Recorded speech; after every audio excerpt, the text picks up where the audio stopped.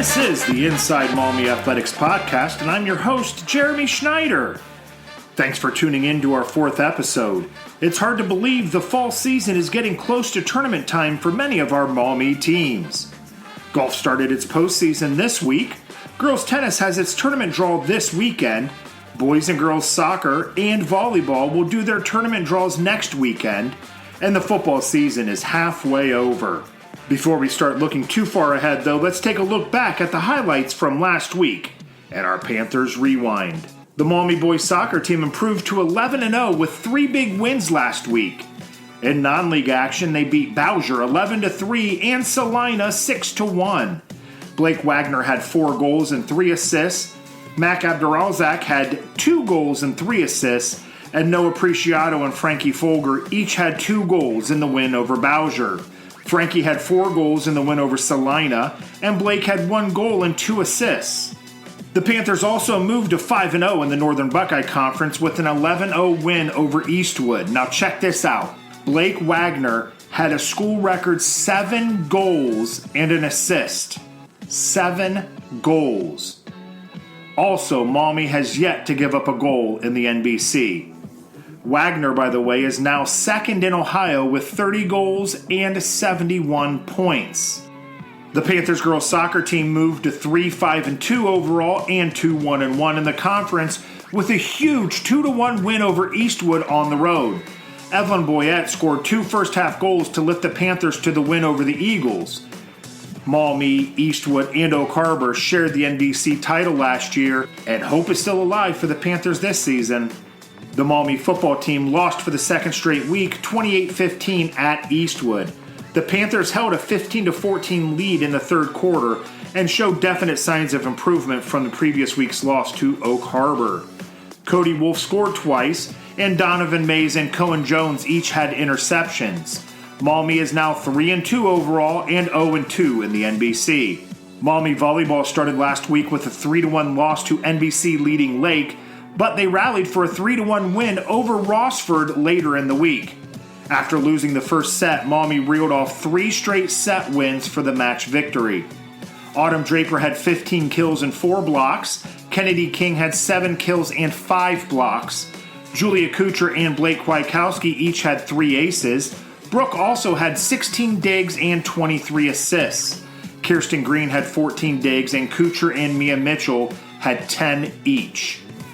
The boys golf team placed 5th at last week's NBC Championships at Green Hills. Antonio Valadez had a career-low 85 to lead the way.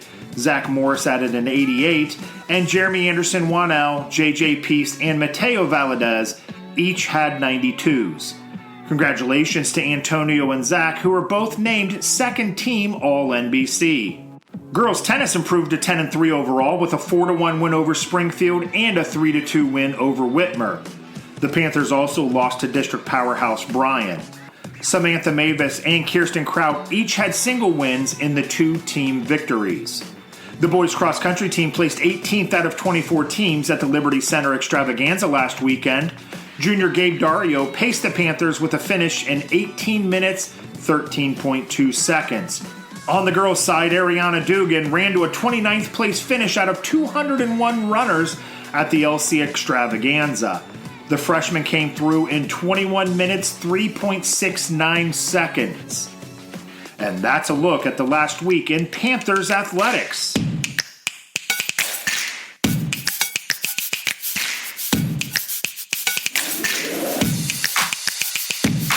Our guest this week has turned Maumee boys soccer into not only a power in the area, but the entire region.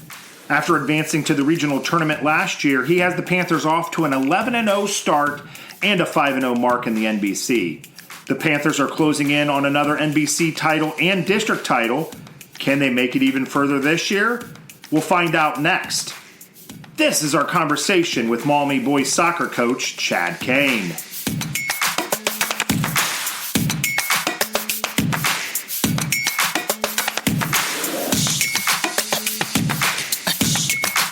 You guys had your 19-1-1 season last year, and I'll just be honest with you. When you told me before this season you think you guys could be better, I thought coaches lost it. Coaches, how do you get better than 19-1-1 and a regional semifinal? But, I mean, look at it. You guys have. What was it coming into this season that led you to believe you guys would be better? And what has happened to make that happen? I knew last year's team was obviously special. Right. I mean, you don't get seasons like that without having that leadership. But I knew I had Blake Wagener, I had Jackson Greenlace, I have Frankie Folger, I have Noah Preciado, I have a really skilled Mac Adarazic. Yeah. We got those worker bees, Will Boyles. I knew Braden Sainholtz could come back and put what he needed to his stamp on the back. My question marks were, could we fill in around him? Yeah. And Owen Sloan has stepped up and played is really playing well. We're getting kind of at this point right now, we're starting to find our groove a little bit on the outside backs. That's where the problem really was concerning. Okay. But Colin Brewer's doing well. Brock Sainholtz has had a great 2 games. Yeah. Filling in, never playing in the back before. Adam Farnsworth, Nate Durham, everyone's pitching in. Yeah. And the surprise, I guess, would also be in our goalkeeping. Jax Blues obviously made some mistakes. He's a freshman. He's going to learn from them. But he's made some saves when we needed him to make saves. So it was a learning curve. Like, what did we need to do to get better? And I think by the tournaments we played, our preseason, we challenged them right off the get to say, okay, where are we at? What do we have to do to get better? Obviously we played well. We had a little tint at Bowser where we weren't ready. Okay. And ended up down 3-0, 9 minutes in the game, but, obviously battled back, showed character. Right. And then we had a gut check meeting the next day. Like, look, what do we want to do? We want to play or do we want to do? So we had an amazing training session, went down, played probably one of our better games, not against I wouldn't say a weak, but, a rebuilding Eastwood team. Yeah. We circled Salina at the beginning of the year and said we want to make a statement. We want everybody to know in that conference, the Lima Shawnees and the people that don't give us the respect that we need, that, hey, we're real and we're coming and we're going to play. And Salina got it yesterday. Yes, they did. We gave up. The goal we gave up was a little bit fluky. And again, freshman, he'll make mistakes. Sure. But other than that, they had one shot on goal. We went there with a purpose, and we laid it out. So going back to that Bowser game, I think that's one of the things that's with a team as talented as yours and with the expectations, with their knowledge. I mean, these kids know they're good. They know this is going to be a good season. Was it a matter of them just believing that, hey, we're going to show up to Bowser's going to lose to us because we're Maumee, we're beating everybody by 10 goals a game? Was that a matter of it? And if it was, what was the conversation like, that next day, that gut check meeting of, guys, this has got to end. We have to play. So training up before Bowser was not the greatest. We were talking fantasy football. Can I trade Patrick Mahomes? Can you give me, whoever. We were clowning, and I really didn't say anything. I just sat back. They clowned. Training was average, and bus ride there was the same thing. Talking, laughing, giggling. Warm up was the same thing. I didn't say anything. Yeah. Let's do it. This is where you want to go. Yeah. And 7 seconds into the game, we made a crucial mistake. Ball went up over our goalkeeper's head. We're down 1-0. 40 seconds later, we went to head a ball out, misplayed it, headed it backwards, went up over our goalkeeper and in. And the next goal, they served a ball across. We went to clear it. We whiffed it. The guy tapped it in. I sat down in my chair. I didn't speak to the boys the entire first half. And we battled back. It was 5-3 at halftime. Right. But at halftime, I said some things. You had a come to Jesus moment. We did. Yeah. And I had to step myself out to regroup as well. Sure. And came back in the huddle and said, we're going to get through today. Yeah. But we have to figure out where we want to be. Right. So we finished the game and we came out to the field and I said, look, we either train and we train hard and all the silliness goes away, or you see what happens. And against a good team, if we give up that way, we're done. It's just is what it is. Sure. Had a great week of training. Yeah. Worked hard. Boys were serious. Bus ride was silent on the way to Salina. I could tell that we were definitely locked in. That's a long bus ride, too. Yeah, and they got out. warmed up, I mean, we got in our little huddle and we said, this is a game we circled, right, boys? This is it. We wanted to come here. We know that they were going to be, if the polls came out today, we knew that it would probably be Lima Shawnee, Salina, and then us. Yeah. We knew that. Yeah. Lima Shawnee beat Salina 4-1 there. Right. So we said, okay, we can double a statement here twice. Go ahead and say our RPI is low because of the conference we're in. Yeah. All right. We'll come down here then. Yeah. And we'll show. So that was a statement win for us in what I believe. So if Lima Shawnee and the people that vote look at it, they can say, wow, well, Lima Shawnee is 8-1-1 with an RPI of 5, and Maumee comes down here and puts 6 on them. So we wanted to make sure they knew that, hey, we are for real. Yeah. And we want to play. So it was a great win. For us, it was an awesome day. It was an awesome day for our soccer program. I couldn't have been more proud of the boys and the effort and what they did. So yesterday was a good day for our program. You guys have a generational talent, a kid who people may never see something like this again, and we have to realize we're watching, history. This all sounds very flowery and hyperbolic and everything, but it's true. Blake Wagener is a once-in-a-generation special type of player. When did you know that Blake, maybe not score 100 goals in his career, not lead the state, but just was going to be a special player? When did you first realize that this kid's something different? I did not know Blake at all when he came in his freshman year. I'd heard of him. Okay. My cousin coached him, and they're like, God, this kid's going to be good. Mm-hmm. Watch for him when he gets there. Obviously I had the luxury of having his brother. Yeah, well, that's true. Yeah, he's good as well. So you hear everything, but until you see it, I would say, his freshman year training, he looked okay. He got in the mix. He was definitely able to start as a freshman for us. But at that point in time, when he came in as a freshman, we were playing in the NLL, in the top division of the NLL. Yeah. Against the Zach Mochas, the Schofields. It was just jammed of talent. Yeah. And for him to put 10 goals up as a freshman, you got to say, okay, is he for real? Yeah. What can he do to get better? How do we get him better? Him and I put in, a lot of work. Mm-hmm. We did some one-on-one things. We tried to create room for him to get him into space to find out really what he could do. Again, better year his sophomore year. And then he started getting a little bit of size to him. Yeah. And then started realizing, hey, I love this game. I want to put the work in. Then he started playing travel for me. Then we were able to have summer preparing, getting him better, doing everything.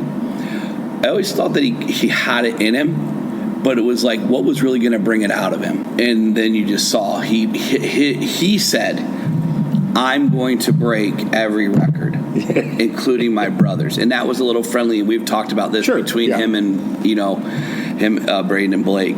But at that point, he's the type of kid that I believe if he says he's going to do it, he's going to do it. Right. And he's going to do it to the best of his ability. And that is what I find most amazing about him. Yeah.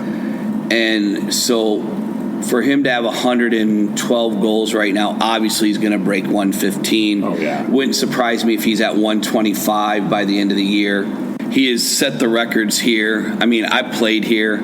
I got to do some fun things here, and it's just crazy to see where he's taken that personal goal to the next level. I don't see another player ever in Maumee history that's going to put 120 plus goals up and do the things that he's done. Would I love to have that? Absolutely. Absolutely, yeah. Absolutely. Yeah. But what he's done is just simply amazing.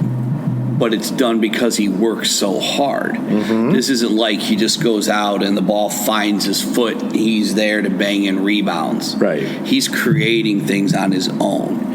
He's putting the work in at training. He knows what's happening. Yesterday, I'll just use an example on this. Yesterday, Salina put a player behind him and a player in front of him. They sandwiched him. He scored a goal yesterday, but then the unselfishness of him is what becomes amazing, because yesterday Frankie Folger makes brilliant runs. Noah Preciado, these guys. Yeah. Yesterday, Frankie Folger puts in 4 goals off assists from Blake Wagener. That's wild.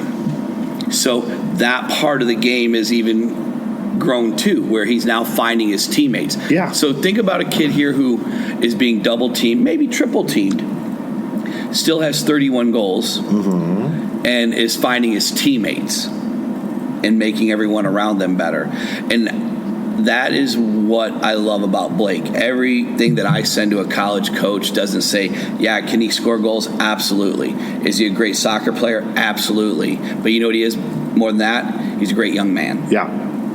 And I think that's the thing that's always impressed me about Blake is, sure, what he's doing is incredible, but how he's doing it, I think, is even more incredible. The humility. Like, you can't get the kid to talk about himself. No. He scores 100 goals in that Oak Harbor game. He spends exactly like 5 or 6 words talking about himself, and then the rest of the time talking about the team and team goals. How he's doing this is truly special, and I think that's something people need to celebrate. Right, and that is what, though, we have worked on, or at least for the 6-7 years now that I've been here, is it's not about one of us. It's about all of us. One player doesn't win games, and we've talked about this. I call it this every day, and I bet you could bring every one of these guys in here and sit them down. We are a soccer family. It may not be at every bonfire or every this, but when we walk through the gates and we step across that line, we go to battle together. And it's not about one of us, it's about all of us. And we couldn't be where we are without the work that they all put in. Yes, do we have a very special talent? 100%. Yeah. Does he give us a chance to win every game? Any game? Yeah. Absolutely. He's that dangerous. But it never comes down to that. And you're right. You saw W2L talk to him, and he went straight to the guys. So that just speaks about the character of the boys. But that, I think, is what, for me, don't get me wrong, I love to win. Oh, yeah. The absolutely. record, we love what we're doing. Yeah. But the big thing for me is just the bond and what we've created in this program is what makes it, I think, more special for me.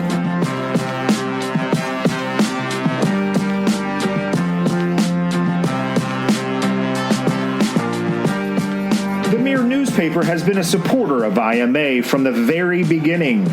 If quality journalism is important to you, please consider becoming a subscriber. You can head to their website at themirrornewspaper.com to find more information on becoming a traditional print or digital subscriber.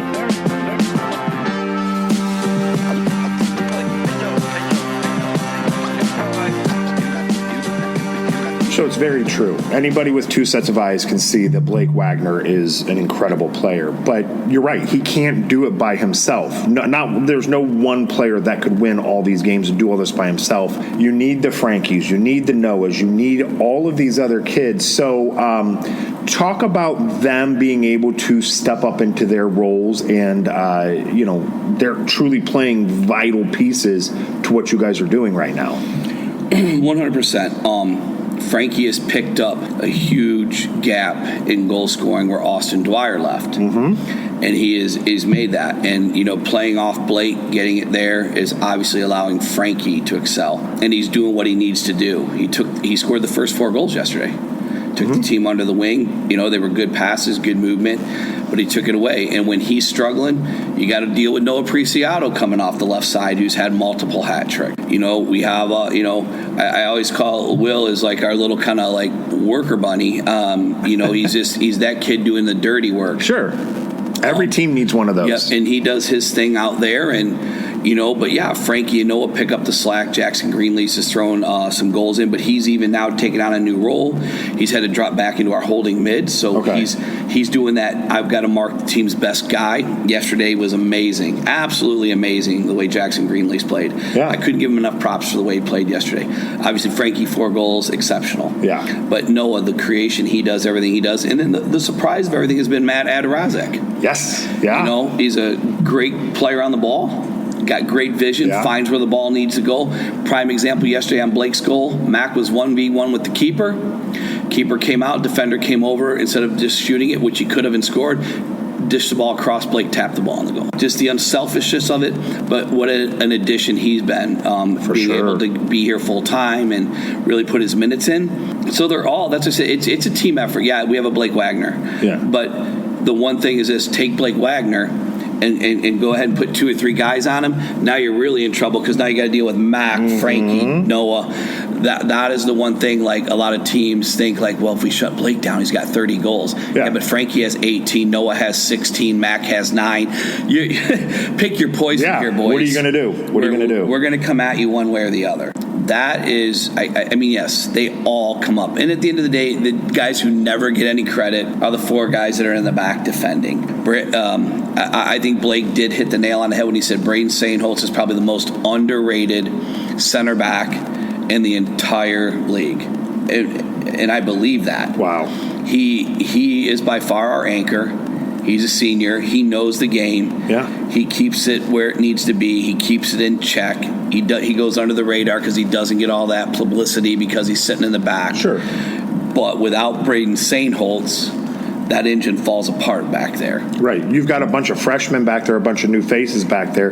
Without that steadying influence, they're not doing what they're doing. No. He yesterday, with his brother playing on the one side of him now, that's awesome. He even looked over like, I got you. Like, you could see that the look big like, brother. Look, yeah, I got you. You make a mistake, I got you. Yeah. And there was a time I even yesterday said something to Brock, like, get wide, don't ever turn in like that because we don't want to give the ball away. And Braden looked up and he said, Coach, it's on me. So it was like, wow, I got this. Wow. We're gonna fix it. So that's just the type of group I have. That's incredible. And I really can't say it enough. A lot of coaches come in like, I'm comfortable coaching. Yeah. I feel I can coach. But what I think I take pride in more than anything is just the chemistry and what we have as a group. Because you can be the greatest coach in the world, but doesn't mean your boys are going to go to battle for you. Right. And I 100% believe that what we've created here between myself, the players, our JV guys, everyone coming up through our system, is that trust and that bond. Mm-hmm. And I know that when they step across the lines, when it's time, that I'm going to get 110. And I think that is what for me, I pride myself most on about coaching, is that the relationship that we have is that we will go to battle together. Right. And if you do that, that's half of it. The practicing part is easy. It's getting them to buy into what you do to make you successful. And you don't get to 19-1-1 and 11-0. And at this point, even with a freshman goalkeeper, we've still only given up, I don't even think we've given up 10 goals yet. Probably not. No. That's wild. So that's wild. Even people are like, oh, you gave it. But if you look at the stats, if it is, it's a shade over it. Oh, but, we're 78 goals in and less than 10 against in 11 games. There's something that we're building. There's something that we're doing right. Yeah.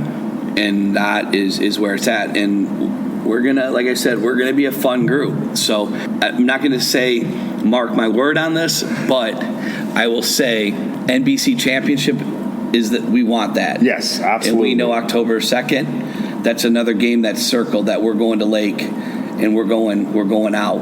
And once we take care of that game and we bring that title back, the next step is senior night here, Bowling Green, to be undefeated at 17-0. And that's our goals.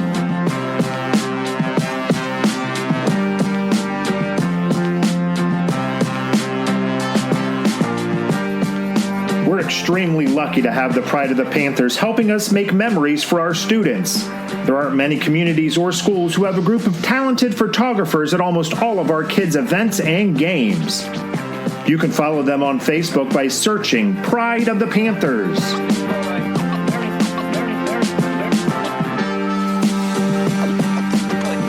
So I've said it before with the move to the NBC. It was never supposed to be about winning championships right off the bat. That wasn't the reason behind the move. And then you guys come through and you absolutely dominate your entire conference schedule last year. You're dominating it this year. There's a couple things in there that I want to get to, but we'll just start general at first. How do you think the move from the NLL to the NBC has been for the boys soccer program? I think it's a good move. Because there's going to be times that we're not on a high note. You know, when the NLL split and went to the two divisions, and you got the Buckeye and Cardinal, or however it broke down, right? And you got like Napoleon, Bowling Green, Springfield. I believe if we were in that division for soccer, I think last year and this year, I think we win it. Absolutely. But I know there's times that we're down, and the NBC fits those molds for schools that are smaller and need to be a little bit more competitive. It's a great move for us. And again, championships are great, but at the same time, I will say it's hard to stay focused and to know what you have to do when games are the way they are. Getting a little out of control. Because you're not getting, and we had just said this before, is when your starters are only playing 40 minutes instead of 80, they're not getting what they need. That game fitness goes down. Everything goes down. The plus side is our JV guys are playing half varsity games. Right. So they're all getting minutes and learning a little bit about varsity soccer and a little bit quicker the game is and things like that. But that's the flux part, is trying to figure out how do you keep your 12 to 15 horses healthy, game fit, and ready to go when if you play them the whole time, the scores are going to be 15 to 20 to nothing, sure. Which is, I've been there. It's not the greatest feeling for your players or as a coach. That does nobody any good, yeah. So that part is where the flux is hard for me. Right. Is because I want the boys to stay sharp and on their game. But with that being said, now we're going to put 20 goals on you. Right. You talk about, again, a Blake Wagener and them. If I let him run wild in the NBC, he would be at 50 goals right now. Oh, for sure. And probably everyone else would be pretty close to 30. Yeah. So I'm just not one that can do that. Right. But it is tough. But I know there's going to be years maybe that we are in that same boat and we're struggling. Sure. But that is what I would say. It's a tough one, I guess, for me, because you don't want to downplay any other school because they're trying, they're rebuilding. Right. But at the same token, sometimes when we go to play somewhere, the comments from coaches, that even might throw a comment out on the field or say something to me, it bothers me is being very unprofessional because I'm not here to do that. Right. And I usually will even talk before the game and say, hey, this is what I did. I brought 30 guys today. But I also can't help that when I sub out varsity and I put the younger guys in and they score 4 or 5, I can't prevent that. Right. What are you supposed to do at that point? Right. And, so there's been coaches that won't shake my hand. There's been coaches that have thrown some comments at the boys. And that's tough. And you sit in meetings and, they're like, oh, Mom, it's tough.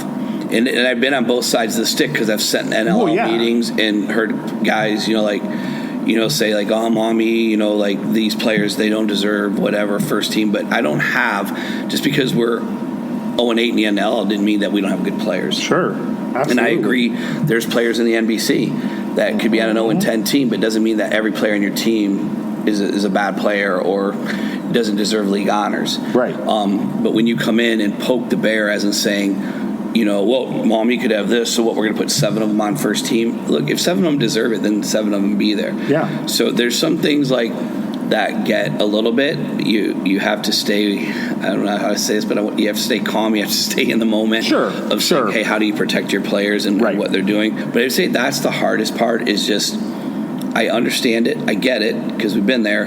But at the same time, we didn't ask, we didn't ask, oh, we have a good soccer team this year, so we went to the NLL. That's not what happened. Right. So you guys that come at us, I think that's the most frustrating part for me, to be honest with you.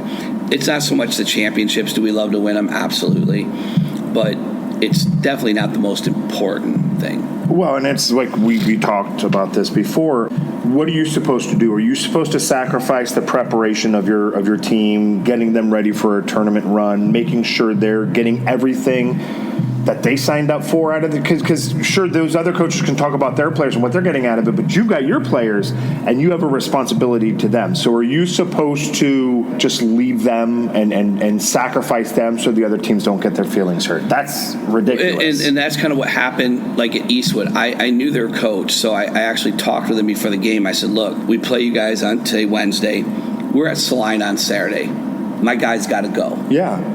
I have to be ready for Saturday. Yeah. So I'm just letting you know that we have to go. Right. I feel bad. Sorry, but it is what it is. Yeah. So my starters went all the minutes till about the last 14. Okay. And then I sub. But I'm like, we have to get leg ready. We have to be fit, game fit. We have to know that we're going to battle 80 minutes on Saturday. Yeah. And that's the way it is. So I'm not going to sacrifice our season to make you happy. But then again, it's the way that some of these coaches react or respond to us. Yeah. So that is probably the most frustrating part for me. So is that why it's so important to non-league schedule the Salinas, schedule the teams like that? You mentioned the RPI. So you get that RPI up there because it's now all computer where you're seated and everything. To make sure the guys are ready. That's why it's so important when you're this good and maybe when the rest of the NBC's down a little bit. That's why it's important to schedule these Salinas and teams like that, isn't it? Oh, 100%. And like I said, I don't take – it's not all – let's clear to this. It's not all NBC coaches. Sure, yes. But it's that select few that are really mad that we're there. Right. So I have some friends that do coach in the NBC that understand, and they're like, we get it, Chad. But there's a few that they don't. But yes, and that's why we put Salina. Wapakoneta, for example, was really strong last year. We anticipated that to be a big battle. We can't control what they lost or what they have coming back. Right. Perkins is always a good game. Yes. We're expecting a decent game out of Wasion next Saturday. That's why they're on there. The Bowling Greens are on there. We tried. We had Springfield. They dropped us. We had Findlay. They dropped us. Gee, wonder why. We wanted to play these guys. Yeah. We wanted to be better. Absolutely. That's the only way we get better. Right. So when you look at the RPI too and come at us with what we're doing. Look, we had a tough schedule. We put Findlay. We put Springfield. We put these guys on the schedule. It wasn't our fault they dropped. And then we had to go pick up schools that needed games. Right. That's not our problem. And again, that is 100% why the Salina game was circled. Yeah. Is we just wanted everyone to know you can look at the schedule. Anything can happen. We could lose a game here on the way out. Who knows? But we wanted everyone to know that you can look at the record. You can judge our RPI, but don't overlook us. Right. Because we are for real. It showed. I mean, it showed. I'm not going to. I thought Salina was well coached, well prepared. The coach was he was super nice after the game, came up and talked. He said, wow, he goes, I wish we could have gave you a better game. I mean, he was, but he never sees us. And he's like, I hope you keep us on the schedule for here to come. He goes, we really enjoy playing you guys. That's awesome. It was good. And, that's the biggest thing is you hear, Maumee is 11-0, but they play now we're 11-0 and we just took out one of the powerhouses. What are you going to say now? Yep. So let's be honest. Give these boys the respect these boys deserve.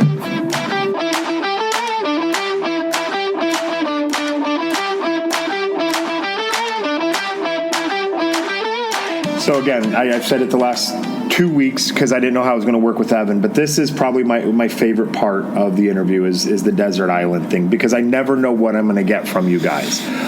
So the first question is, if you had one meal to eat for the rest of your life, what's that meal that you're going to eat? I love a steak bowl, so steak and like brown rice. Okay. A little hot sauce on it. Yeah. That would be, and some chips to to do the scoop out with. Yeah. That would probably be my go-to meal. Favorite movie? My favorite movie is Slapshot. Really? The hockey movie, Slapshot. I just think the lines in it are classic. It's an older movie. Well, yeah.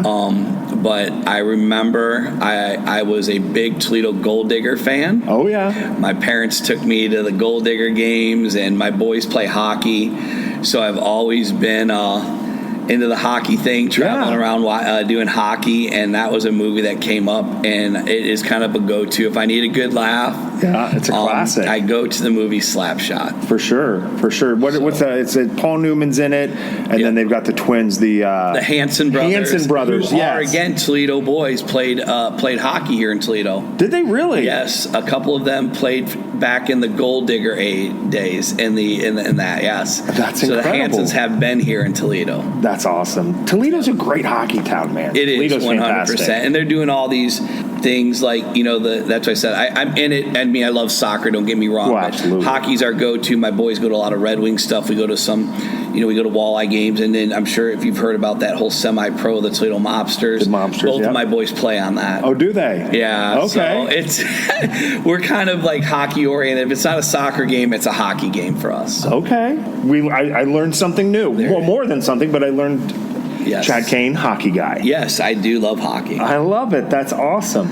All right. So you're rolling up to the school to hop on the bus to go to Salina. What is the music? What is the artist? What is the song you're listening to get you in that mode to be ready to go? So when you ask, are you saying me personally? You personally, just in your car, nobody else is around you. What is that song? And you won't laugh at me, right? I can't guarantee that. I can't. So I am a huge Frankie Valli fan.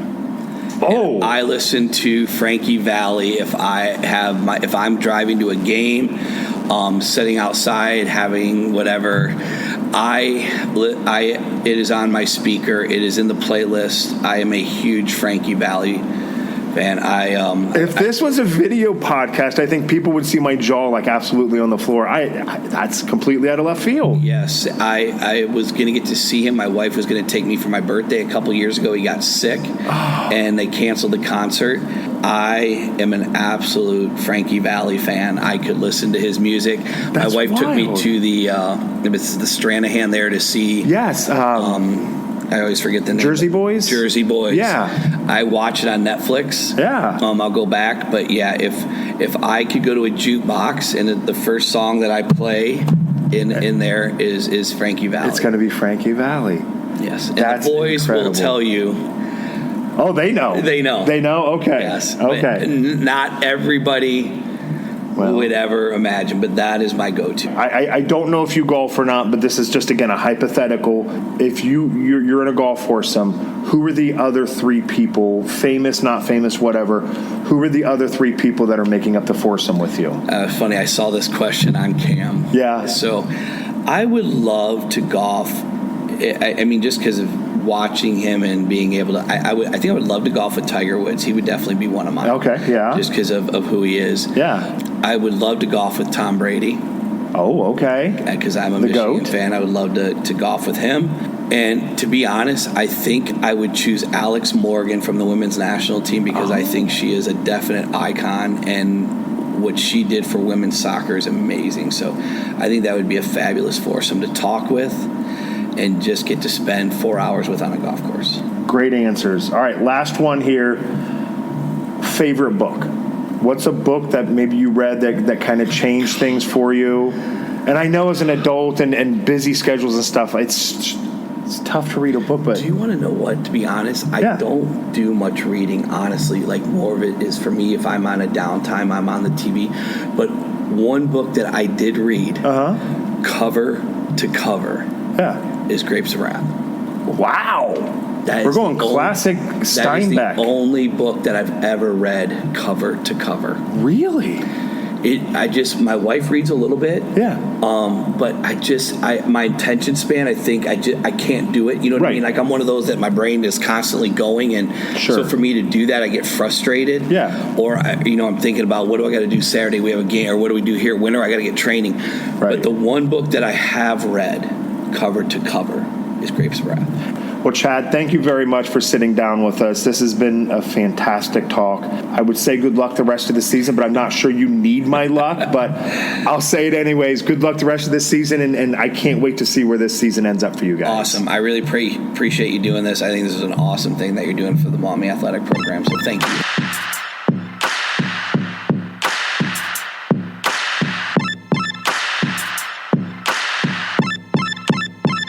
Thanks again to Chad for joining the podcast. Watching the Panthers these last 2 seasons has been truly special, and Chad has his players off to another incredible start. Can he get him through the regional tournament and into the state Final Four this year? We'll find out over the next month or so, but I wouldn't bet against them.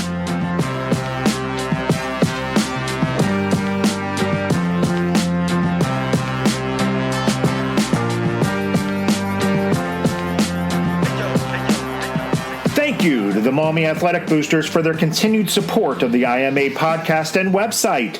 If you're interested in supporting the students at Maumee High School and Maumee Middle School, you should consider getting involved with the Boosters. Their next meeting is Wednesday, October the 2nd at 7 p.m. in the High School Learning Commons. Also, be on the lookout for athletes selling golf balls for the Gold Card Drone Drop, happening during the soccer doubleheader against Central Catholic on October the 10th. You can purchase 1 ball for $25, 2 for $40, or 5 for $75. The winner walks away with $599 in cold hard cash. Second place is $400, and third place gets an awesome Yeti cooler package.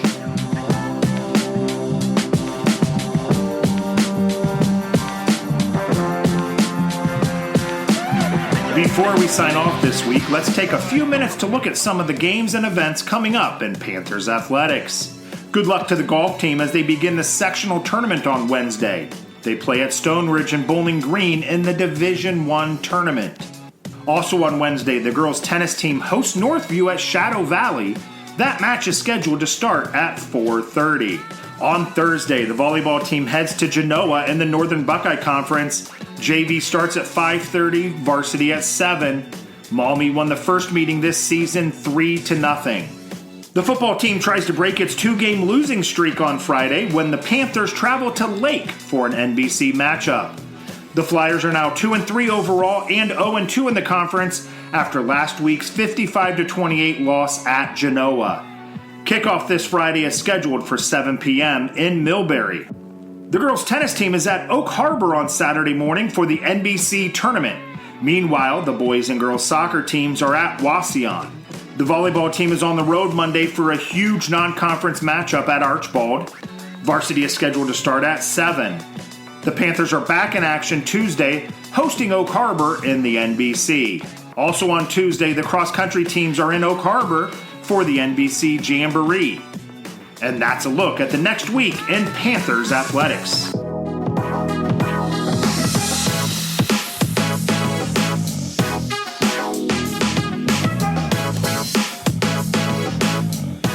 You've reached the end of another episode of Inside Maumee Athletics.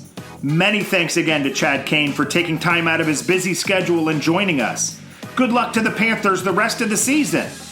We're also lucky to have our supporters, the Maumee Athletic Boosters, the Mirror newspaper, and Pride of the Panthers photographers. If you'd like to contact the podcast, email us at insidemaumeeathletics@gmail.com. Don't forget to follow us on social media at Inside Maumee Athletics on Facebook and at Inside Maumee ATH on Twitter.